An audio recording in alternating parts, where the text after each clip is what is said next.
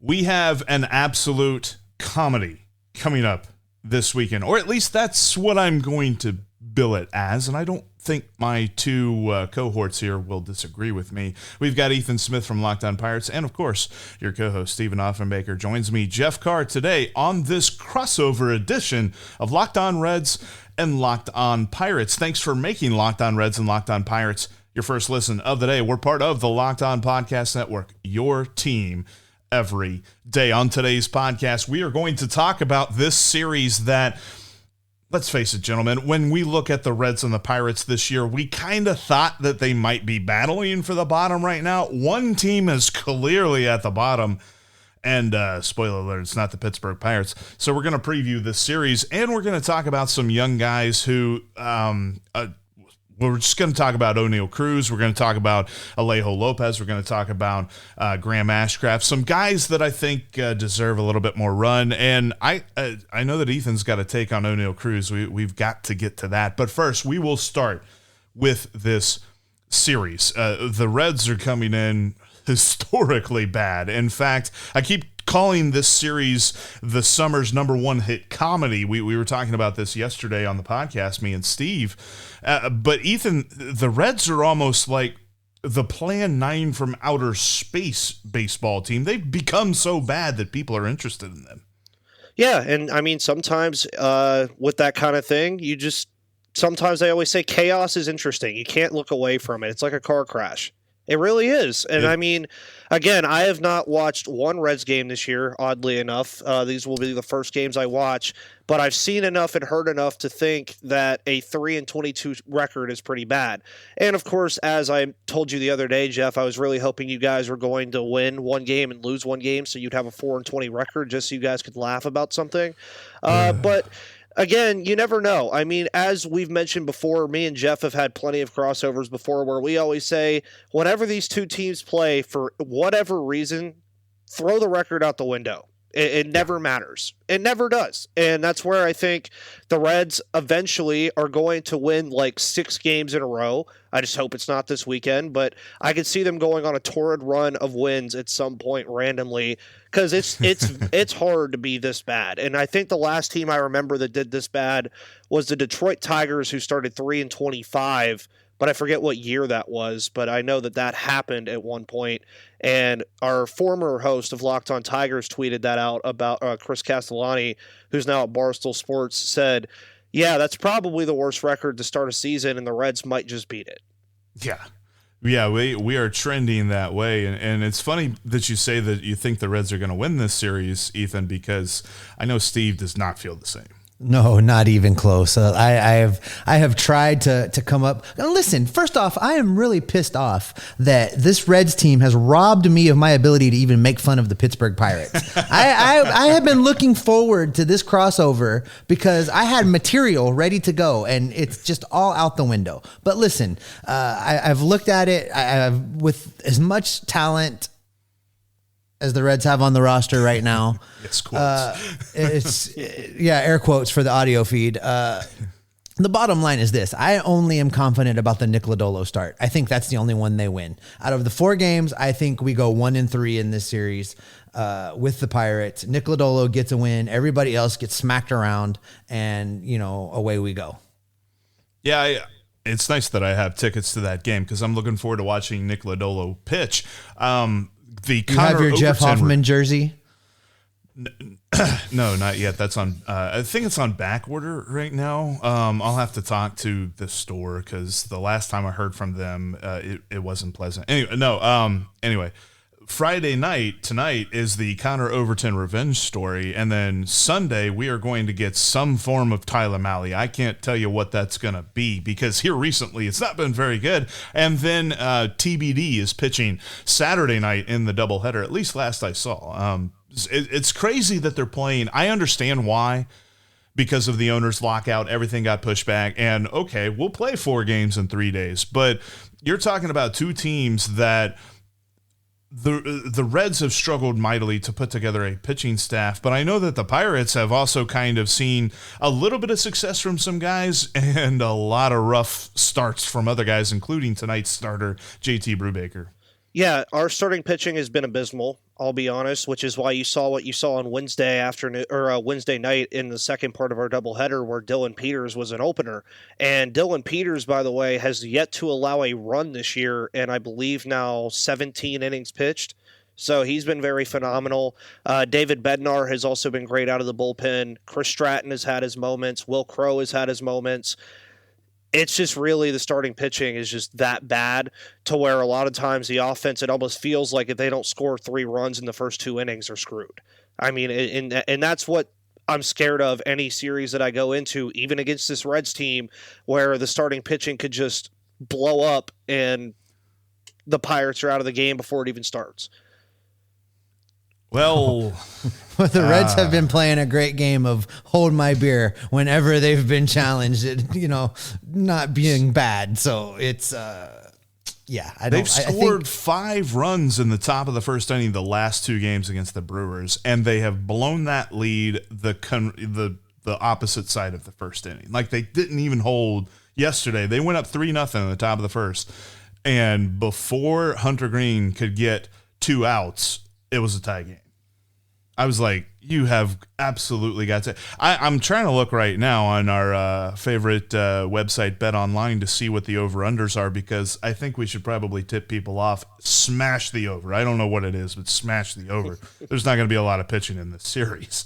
No, not even close.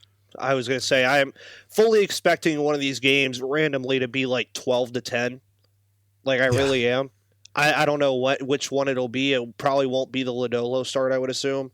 Because, again, with the Reds and the Pirates, man, you just never know. I mean, look at what happened last year. I mean, the Pirates were just noticeably worse than the Reds were, and the Reds outscored us 96-27 the entire year. So I had to sit through that. So we'll see if the Pirates have a better answer this year for the Reds than last year. But these are the kind of games right now, though, where the Pirates are sitting right now at 10-14. These are the kind of games and the kind of series where you have to look at it and say, yeah, we're not going to make the playoffs, but at least be competitive and beat the teams you're supposed to beat, right?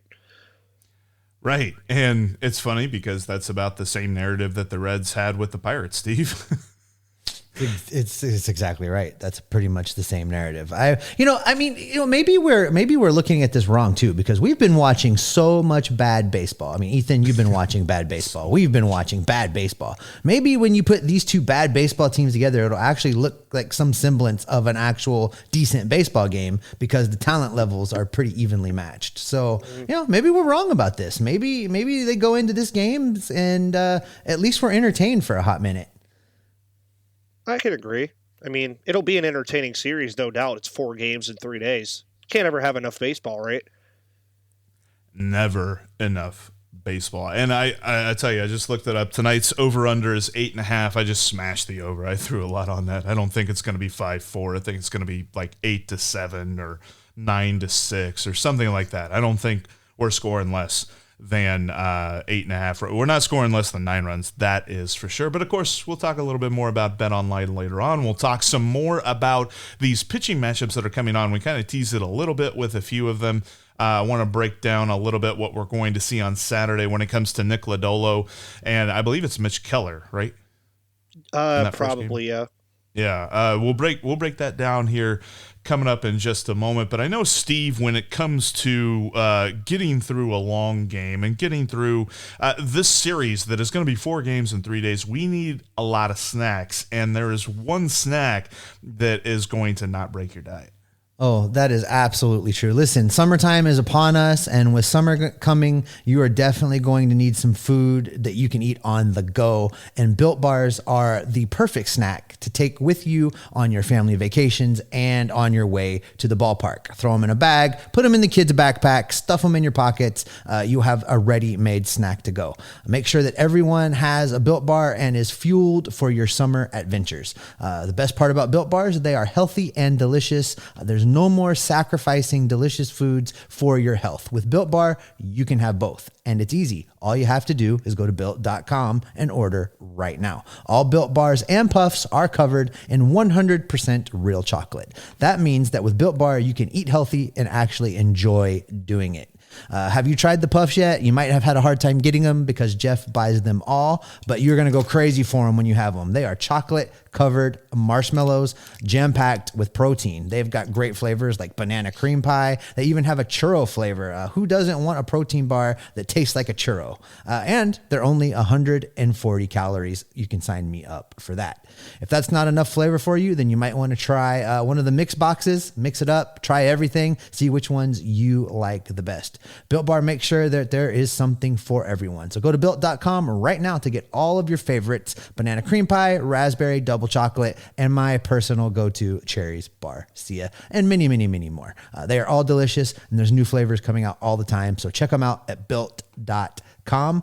The offer for you is use the promo code LOCKED15 when you're placing your order at built.com, and you are going to get 15% off your next order. That means you can try out even more flavors for less cost. Built.com, promo code LOCKED15 for 15% off your next order at Built Bar. And this weekend is Mother's Day. Have you found your Mother's Day gift just yet, gentlemen? Well, I know where you can go. It's BlueNile.com. Whether she prefers a statement piece or everyday subtle elegance, BlueNile.com has fine jewelry options for every mom. Shop high-quality classic diamond earrings, elegant tennis bracelets, or gemstone pendant necklaces. Looking for fine jewelry but having trouble choosing, like most of the three of us here? Blue Nile has jewelry experts on hand 24/7, available via phone or chat to help you find a memorable gift at every budget. Mark Mother's Day with something enduring. Classic diamond stud earrings, elegant tennis bracelets, birthstone pendants, and so much more are on BlueNile.com. This Mother's Day, give mom something she'll treasure forever with fine jewelry from BlueNile.com. And Locked On Reds and Locked On Pirates listeners today can get $50 off $500. This podcast exclusive is only good through this Sunday. Use promo code Locked On. That's promo code Locked On. Plus, every order is insured, ships free, and arrives in discreet packaging that's not going to give away the gift that you're getting your mom. Go to BlueNile.com today and use that promo code Locked On. All right, there's some interesting pitching matchups that are going to be had in this series, and there's a lot of fun players to watch when you're talking about young guys that are up and coming, that are trying to figure things out here in the major leagues. That's not to say that they've had their struggles. Most of these guys have struggled mightily so far this season, but the future is bright for both of these teams. And I know that Locked On Reds listeners are probably getting tired of hearing us say that, but I'm sure Locked On Pirates listeners know the same thing. The future is very bright. For both very bright. Oh yeah. And I mean, it's going to be fun. We're just waiting. At the end of the day, it sucks that I have to say it that way, but we're just waiting to see whenever these guys come up, whenever they're ready. And that's just how baseball works, especially when you're a team like the Pirates who are still, for me, this is stage 2 of the rebuild. Last year was stage 1. We got the really bad year out of the way. Now they're in stage 2. And you're going to see some names come up. Roansy Contreras, we already saw him a little bit this year. He'll probably be back up again at some point. O'Neal Cruz will be up at some point, Pirates fans. I promise. You can stop asking me. He will be up at some point. Mason Martin is even a guy that you could potentially see at some point as well. But a lot of it right now, oddly enough, is the play of some of these guys is just hard to take out of the lineup. Like Daniel Vogelbach has been awesome. He's been a leadoff hitter for us actually a good portion of the season, so it's hard to take him out of the lineup as well. So you can't really justify pulling up O'Neal Cruz as hitting in the low 240s right now in AAA for a guy like Kevin Newman, who has been a Gold Glove finalist multiple times in his career. That is interesting to know because there's been some players on this Reds lineup, Steve, that we have kind of shook our heads at, and there's a few guys in AAA that we'll get to here in a few minutes that I think could fill in nicely. But when you look, you kind of mentioned this, the start that you have kind of earmarked this weekend is Nick Lodolo, and he is one of the biggest reasons that the Reds' future is so bright. Oh, he is. And you know, we've talked about, Jeff and I anyway, have talked about it on the Locked On Reds feed several times. Every start that Nick Lodolo has made has been better than the previous start. Now he had a little lower back strain, maybe. that has led to him Lower skipping innings strain. Lower inning strain. That's correct.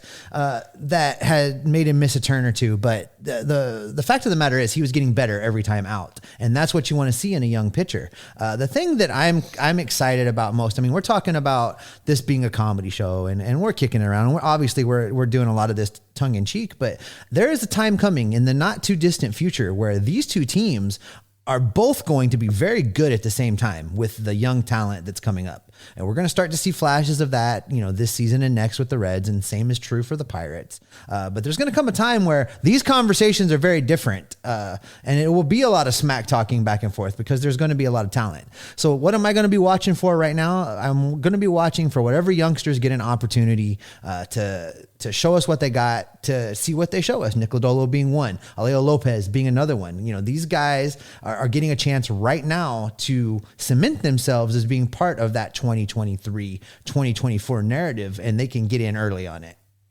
Yeah, because we're going to get to see some matchups like Nick Lodolo versus Ke'Bryan Hayes, which is going to be a matchup that we will see for years to come because Ke'Bryan Hayes is sticking around Pittsburgh for a while, Ethan. I know that we talked a little bit about that on an earlier crossover this season, but I know that sort of surprised you a little bit, being that it is the largest contract in Pirates history. Yeah, well, whenever you say largest contract in Pirates history, it was 8 years, $70 million. Let's not get ourselves carried away too much. But it is also, the thing I think that surprised me even more was the fact that the contract was front-loaded. So he's getting paid more now. So when this team is actually good, they're saving a couple $1 million away from him. Of course, there's incentives and everything now with the player-based incentives that came from the new CBA.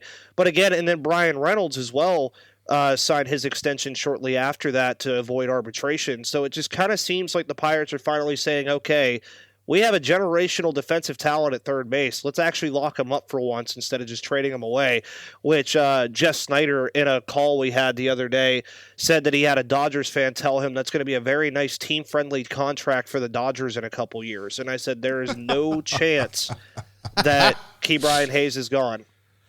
What it must be like to be a fan of a team that's just going to go after people. Good. Well, yeah, but also to, Ke'Bryan Hayes to me is amazing. I think he's arguably the best defensive third baseman in baseball, but for the Dodgers, they could just go sign like Nolan Arenado at his peak or his waning hour and just call it a day. I mean, that's just how the Dodgers work whenever Arenado runs out of his contract in St. Louis. Ke'Bryan Hayes being the best defensive third baseman in baseball is a very interesting bet. Ethan, I think you know a good place for us to go when you're talking about some interesting bets. Yes, don't do what I did last night and bet on Louis Domingue to win Game 2 for the Pittsburgh Penguins. But if you go to BetOnline, of course, betonline.net is your one-stop shop for all sports betting. As you heard Jeff earlier allude, he bet the over 8.5 on the Cincinnati Reds and Pittsburgh Pirates game tonight. If you agree with him, go shoot it over there at BetOnline. Of course, it is your number one source for all your betting stats and sports info. And, of course, find all the latest sports developments, league reviews, and news, including the NBA playoffs, Major League Baseball, the NHL playoffs, and this weekend's Run to the Roses as the Kentucky Derby is back, which I believe there is actually a hockey named horse this year, so I will probably be going after that one. I believe it's Messier, if I'm not mistaken, but I forget. Nice. They all have weird names, but if you want to bet solely on their name on who's going to win, go do that. BetOnline is your continued source for all your sporting wagering information, from live betting to playoffs, esports, and more. Head to the website today or use your mobile device to learn more about the trends in action, and BetOnline is where the game starts.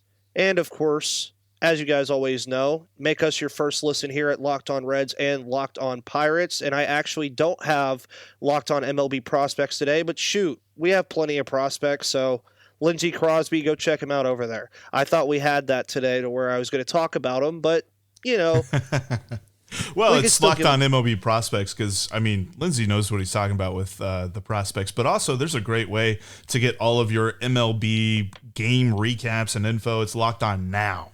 You check it out. You get everyone talking about their games, and you can see just some of the best reactions on the internet to the Phillies and Mets debacle from last night from our Ryan Finkelstein and Connor Thomas. Those were some peak now. So you got to check out Locked On Now right now and get all of the info you need on the league in 30 minutes or less. And before we jump into talking about some O'Neal Cruz and some Graham Ashcraft and stuff like that, Steve, I saw you shaking your head. You don't think it's going to be over 8.5? Well, I do until you said you did. And my best betting strategy has been to just ask you what you're going to do and go the other way. And so, now I'm conflicted. That's fair.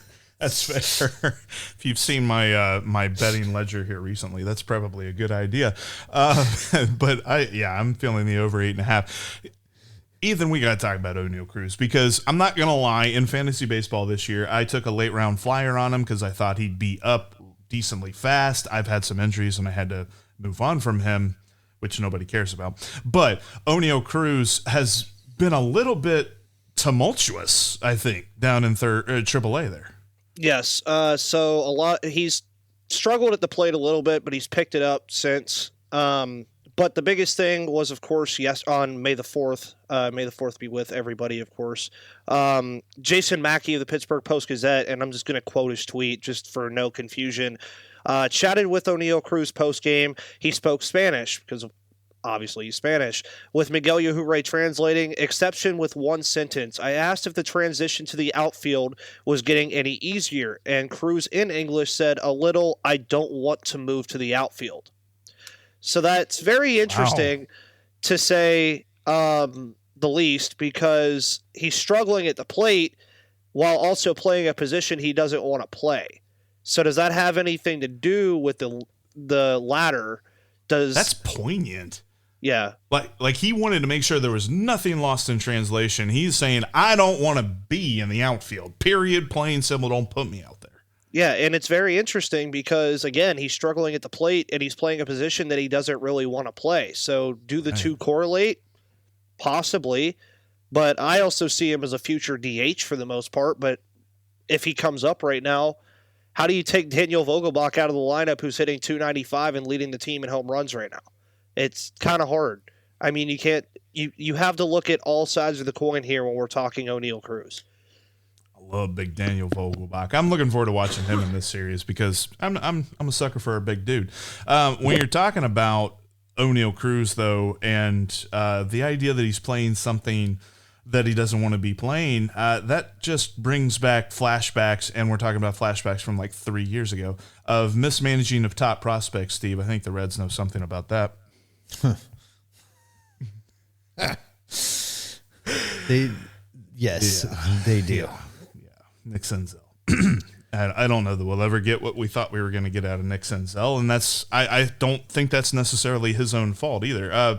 When we're talking about some interesting prospects for the Reds, though, Graham Ashcraft has been a name on everyone's mind for the last 2 years, Steve, and I think that we are wondering, with the futility that we've seen from the starting rotation, when are we going to see him? And I know that they keep telling us different things, but I'm kind of getting to the point where I'm like, I don't know that he could be any worse than what we've got up here right now.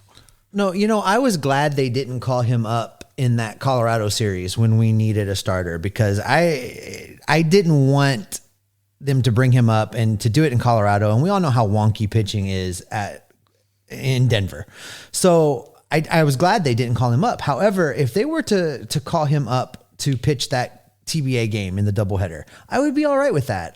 According to Fangraphs, he last pitched on May 1st. So he's actually due to go today as this airs. So if he does not pitch today, if he's not on the mound in the minor leagues, he would be available to be a starter in that TBA game. And I would be all right with that. I think that there shouldn't be any clock considerations with him. Just go ahead and get him pitching. Get him up here against this Pirates team where he could have some success. Now, I'm not saying he's going to come out and beat him. As I've said, as it stands right now, I think only Lodolo is going to get a win in this series. But if they were to bring him up right now, stranger things have happened. He could come up, get a start against the Pirates, build some confidence, maybe get a major league win, and then they can send him back down to work on a few more things and figure out what it is they want to do.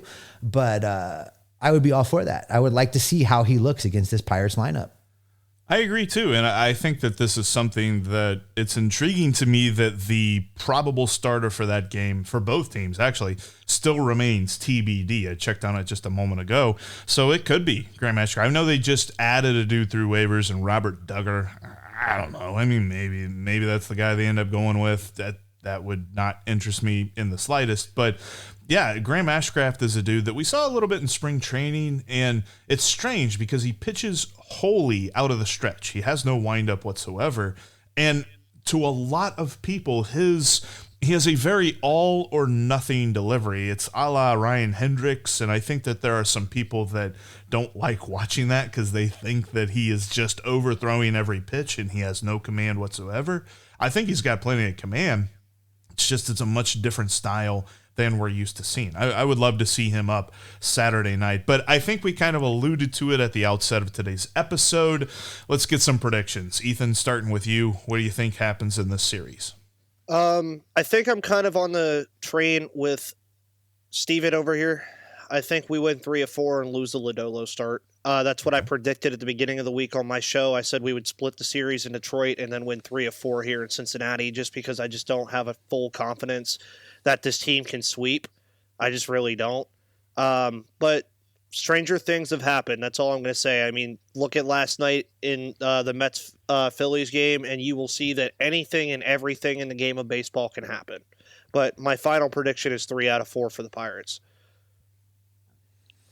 For me, I think, that's kind of where I was. I think they win that Lodolo start. Now, if they do call up Graham Ashcraft, I think they sweep the doubleheader and they split the series. If they don't, if they go with waiver wire pitcher A, B, C, D, E, or F, I think we go 1-3 and, the futility continues. I am intrigued because with that open pitching slot, I really do want to see what they do with that. Also, there is the outside shot that maybe, Tyler Naquin, Nick Senzel, and Joey Votto can come off the COVID IL, and then the Reds actually have their regular lineup. And we're not talking about, Matt Reynolds playing right field. That makes me think they might split. I think they've got to be getting to a point where they're really tired. Like yesterday, there was that stupid play where it was a pop foul that both Mike Moustakas and Tyler Stevenson, not two replacement dudes, but two regular Reds players, were converging on a pop fly in foul territory. Neither one called each other off. They both thought they called each other off, and they let it fall to the turf.